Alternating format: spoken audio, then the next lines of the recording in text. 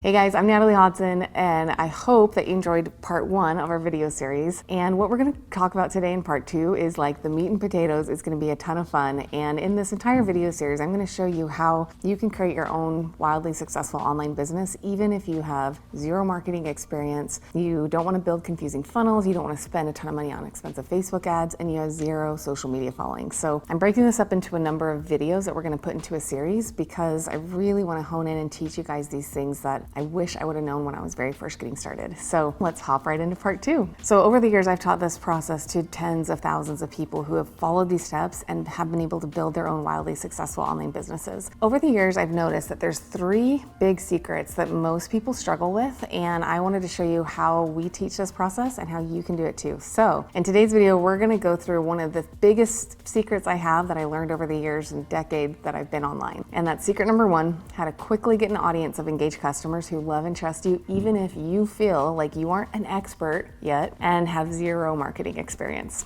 Now, this is something that is not talked about often in the online space, and I'm going to show you how to do this right now. But I want you to know these are non-negotiable principles that I'm going to show you in our video series here. And you must do these things if you want to have a wildly profitable online digital business. But if you follow them, these principles work across the board. I mean, I've been teaching this for years. I've helped tens of thousands of people following this process grow their businesses, selling all kinds of things. People whose lives have been radically shifted because of what they learned. And I want to teach that to you right now. And I don't want you to make the same mistake that I made when we launched our first online program, Dollar Workout Club, and fail miserably. I talked about that yesterday. And I'm so grateful that I didn't give up then, but I was close. And I don't want that for you. I want you to have success right out of the gate. I'm going to show you first off the process of how I did it, but secondly, and more importantly, is how you can do it too. A lot of people mess this up, okay? Even those who have had some success, they were either not following this formula or they were doing it wrong. And I'll tell you, once I fixed this inside my own business, it was like a trickle effect and everything else started working. So I want to kind of explain to you how this whole thing started and why it's so important. So the first thing that you have to understand for this process is one of my mentors, somebody I look up to so much, is a gal named Brene Brown. Have any of you guys heard of Brene Brown? If not, don't leave this video, but go look up Brene Brown TED Talk. She's amazing, and she's literally changed my life with her content. So Brene said that in order to live a wholehearted life, you need to let go of who you think you're supposed to be, and you need to embrace who you are, which in theory makes perfect sense, right? But would you agree that it is way harder to actually do than just to say? And so I started thinking about this, and I told you the story in the first video of how we tried starting an online business and it totally tanked. And we helped people, but we didn't make any money. And you guys are gonna hear me say this a lot. When your business isn't profitable, you aren't able to serve anyone. And so I started to go back to the drawing board and I started to try to figure out, okay, why didn't that work for us?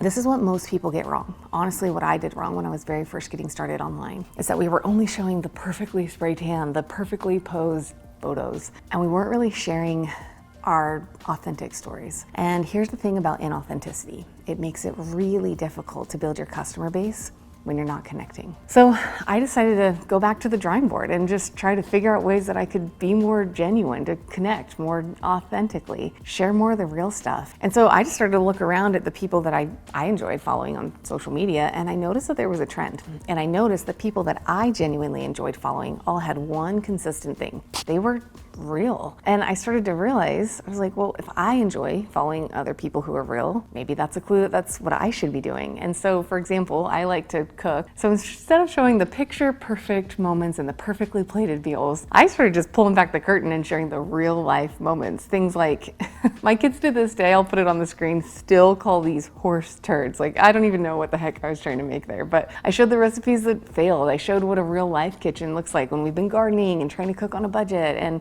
like how I always forget about the veggies in the bottom drawer and they sprout, or kids running around the kitchen. And all of a sudden it started working. And I noticed that people were drawn to that authentic stuff so much more than like the perfect postured stuff. And people just started asking me questions about recipes or cooking because they felt like they related to my life so much more than like the perfect online person. I just started doing more of this and sharing all the things. I talked about mom fails and frustrations I had with my kids. I talked about how before we were $170,000 in student loan debt on Dave Ramsey's program, and we lived on like the teeniest, tiniest shoestring budget imaginable.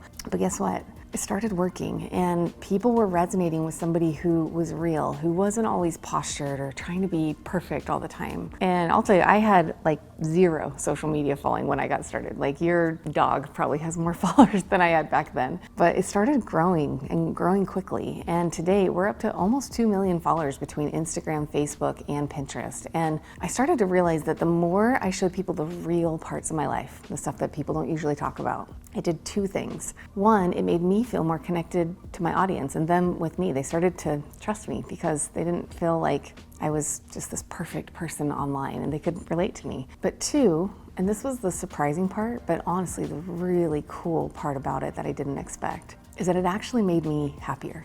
It did. It made me feel like I was living a much more wholehearted life. And just like what Brené Brown says, I'm going to paraphrase here, once you own your stories no longer have power over you. I believe this. I've seen this in my own life and it's powerful. Fair warning, I have a dorky personality and you're gonna see this on my channel. So I have a question for you. Okay, I'm not a huge video gamer, but I love Mario Kart. I was like talking all kinds of smack to my kids. I was like, oh, wait till you play with mom, because I was really good at the N64 version. I'm dating myself here. Then we got it on the Switch and I suck at the new one, but I still love it. So this is kind of dorky, but the reason I bring up Mario Kart is because like maybe you're watching this video series right now, and if you've ever thought to yourself like, oh, I don't know, I don't think I could do anything online because I'm not as good as everybody else out there, or there's already other people who are so much further ahead. Who am I to think I could compete? Are you thinking any of those thoughts in your head right now? Okay, I always say being real with your audience. It's kind of like getting a super mushroom in Mario Kart.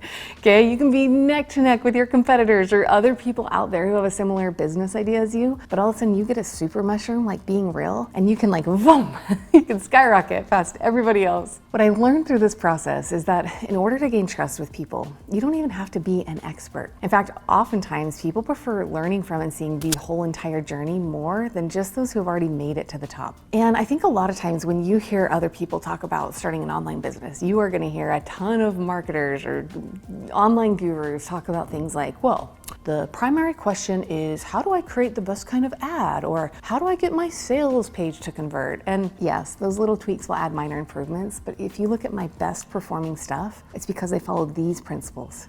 Being real, capturing their attention, and not just vomiting and imposing your own beliefs on other people. In our next video, I'm going to show you how you can use this exact system to figure out what kind of online products you'd want to even create. But it's really important that you understand this first, or else there's a good chance that your product is going to bomb. I know, because that happened to me. And you'll never have that impact or that income that you want if you do this the wrong way. Okay, I know what you might be thinking right now. You might be like, well, Natalie, like your story is great that you told in video 1, but I don't have a crazy peeing my pants story like you do. And if you haven't seen video 1 yet, I'll put the link below. You can go ahead and watch it. I literally peed my pants on camera. It was a crazy story. So if you're worried about that, I totally get it. So what I'm gonna do is I'm gonna try to get the wheels turning in your head, and I'm gonna show you a couple examples of people who literally told me that exact same thing when they were first sharing this too. But they were able to take things that were their passions, their hobbies, a life experience that they had been through, and they've used that to create an online digital product around that. So I had one gal and she was like, Natalie, I don't have any talents. Like, I am not that special. And I was like, well, welcome to the club, because I'm not that either. And I said, all right, when you're with your girlfriends or your sisters, like what are some things that people ask you advice on or ask you questions about? And she's like, I don't know. She's like, this might sound kind of dumb, but I guess I'm good at organizing pantries, and people ask me questions about that. And I was like, okay, we are on to something. Like for me, I suck at organizing pantries. Like this is a pain point that people would connect with and want help with. I was like, this is my actual pantry right now. I texted it to her. I was like, I would pay to learn a good system because clearly I need it. And I had another gal who just loved knitting, and she had tried to like put some stuff online, but she wasn't really getting any traction. And so she was kind of like just frustrated by it. And so when she asked me that same thing, I said, all right, let's dig deep here. Like, what are some stories that you have? And she was still kind of stumped. So I said, well, what first caused you to get into knitting in the first place? And her smile got huge on her face, and she lit up and she started telling me the story of how she learned to knit when her baby was in the NICU. And she was so overwhelmed with everything that she learned to knit to keep her hands and her mind busy and to make her feel like she could give back to the nurses that were helping her baby. And I was like, that's it. And she used that connection point to create a paid 14-day Learn to Knit challenge that's selling like hotcakes because she used the story to connect with people. one last story, and I love this one so much. So we had a guy who loved gardening, like it was his favorite thing in the world. It was just his hobby, but what he really actually loved was to take care of his chickens. And so when I asked him that same question, he was like, well, I don't know. I guess my brother and I like to build backyard chicken coops, and that's something that people ask us questions about. And it was just something he did as a hobby. And I was like, okay, like let's start there. We can use that. And so he started telling me his funny stories of the times that like his chickens got out and he had to chase them around the garden. And he was saying how he looked like Rocky in Rocky 2. And I was cracking up because I've got 5 chickens and 5 ducks, and that has 100% been me. And he used that exact story, and he's used this process and this method that I'm going to show you guys to create an online digital product teaching people how to build their own backyard chicken coops. You guys, he gets tens of thousands of customers just teaching people how to do something that he just naturally enjoyed. And so what I want you to do is I want you to start thinking about this, okay? I want you to think about the questions that maybe you're already getting asked. And if you have some stories that you can share with other people where they might relate to you, then you can offer a solution to their problem that fixes their pain point. A lot of times we think that we have to be an expert on something before we can begin. But the truth is you don't have to go back to school and spend a ton of money and get a ton of education to become an expert. You just have to look at the things that you're currently doing right now that might not feel that hard to you, but to somebody 2 steps behind you might really be struggling with. So,